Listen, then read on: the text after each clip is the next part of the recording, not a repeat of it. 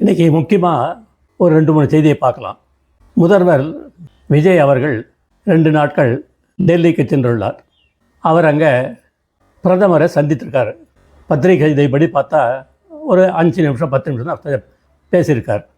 அதுக்கப்புறம் அவர் ஜனாதிபதி, துணை ஜனாதிபதி மற்றும் அமைச்சர்களை சந்திக்கிறதா இருந்தது. எதுவுமே நடக்கலை. எதுவுமே அவர் சந்திக்கலை, யாரையுமே சந்திக்கலை. அன்னை பொழுது அப்படியே போயிடுது. அடுத்த நாள் அவர் காங்கிரஸ் தலைவர்கள், இவருடைய கூட்டணி காங்கிரஸ் இருக்காங்கல்ல, அந்த தலைவர்களை சந்திக்கிறதுக்காக முதல்ல சொல்லிட்டு இருந்தாங்க. ஆனால் அவர் யாரையுமே சந்திக்கலை. ஆக அவர் காங்கிரஸ் தலைவரை சந்திப்பாங்க. அவங்க கூட்டணியில் அமைச்சரவையிலே இருக்கிறதுனால மேகதூதனை பற்றி அவர்கிட்ட பேசுவார்.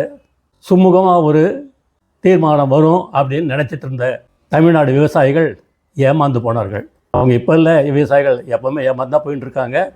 இப்போ ஆரம்பமாகிடுது அந்த ஏமாற்றம். அடுத்து நம்ம அறநிலையத்துறை அமைச்சர் இருக்கார் பாருங்கள், ரமேஷ் அவர்கள். அவர் என்ன பண்ணியிருக்காரு, ஒரு நல்ல காரியத்தை பண்ணியிருக்கார். திருச்செந்தூர் கோயிலுக்கு போயிட்டு சாதாரண மனுஷனாட்டம் கருப்பு சட்டை போட்டுட்டு ஒரு பக்தர் ஆட்டமே க்யூவில் நின்றுட்டு போயிட்டுருந்தார். அப்போது ஒரு அர்ச்சகர் ஏங்க ஏன் க்யூவில் நிற்பானே, அமைச்சர்னு தெரியாதவருக்கு 1000 ரூபா கொடுங்க, நேராக சுவாமிகிட்ட போயிட்டு விஐபி தரிசனம் செய்யலாம் அப்படின்னு சொல்லியிருக்காரு.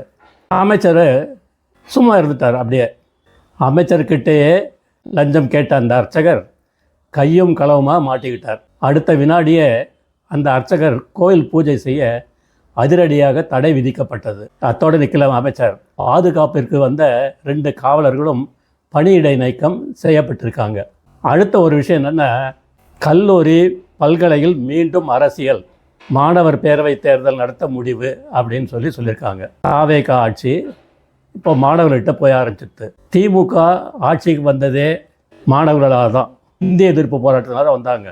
இப்போது புதுசாக தாவேக என்ன பண்ணியிருக்குன்னா, குழந்தைகள் மூலமாக ஓட்டு வாங்கி ஆட்சியில் அமர்ந்தவுடன் மாணவர்களுக்கு இப்போ குறி வச்சுருக்காங்க. கல்லூரிகளில் பேரவை தேர்தல் நடத்த முடிவு செய்திருக்காங்கன்னு பத்திரிகையில் நாம் பார்த்தோம். இது தேவையில்லாத ஒன்று. இதுக்காக ஆட்சி கட்டிலில் மக்கள் உங்களை அமர வைக்கவில்லை. நீங்கள் என்ன பண்ணுறீங்கன்னா, திராவிட மாடல் ஆட்சியை காப்பி அடித்து அப்படியே வந்துட்டுருக்கீங்க கடந்த 15 நாட்களாக. ஜெய்ஹிந்த்.